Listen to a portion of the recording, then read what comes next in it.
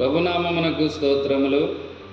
క్రీస్తునందు ప్రియమైన దేవుని బిడ్డలారా, మరొకసారి మనమంతా ఈ రీతిగా కలుసుకోవడానికి ప్రభు మనకు సహాయం చేశారు. అందును బట్టి ఆ దేవాది దేవునికి స్తోత్రాలు చెప్తూ ఈ సమయంలో ఒక వాక్య భాగాన్ని మనం ధ్యానం చేద్దాం. బైబిల్ గ్రంథంలో దావీదు కీర్తన భాగంలో 32వ కీర్తన భాగం 5వ వచనాన్ని చదువుతాం. నా దోషమును కప్పుకొనక నీ ఎదుట నా పాపమును ఒప్పుకొంటిని. దేవుని బిడ్డలారా, పాపాన్ని ఒప్పుకున్నవాడు క్షమించబడతాడు.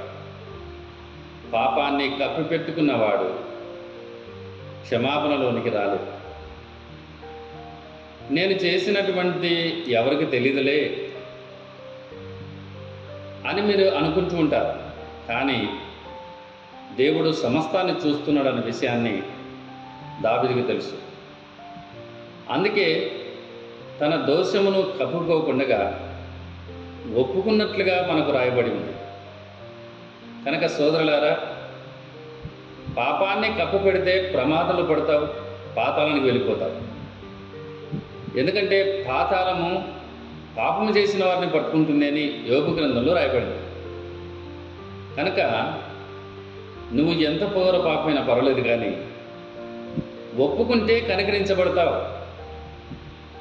ఒప్పుకున్న వారినే ఆయన క్షమిస్తాడు. కనుక ఎంతవరకు కప్పిపెట్టావేమో దేవునికి తెలుసు. కనుక ఒప్పుకో, కనికరించబడతావు. అట్టి కృప దేవుడు మనకు సహాయం చేయనుగాక. ఆమేన్.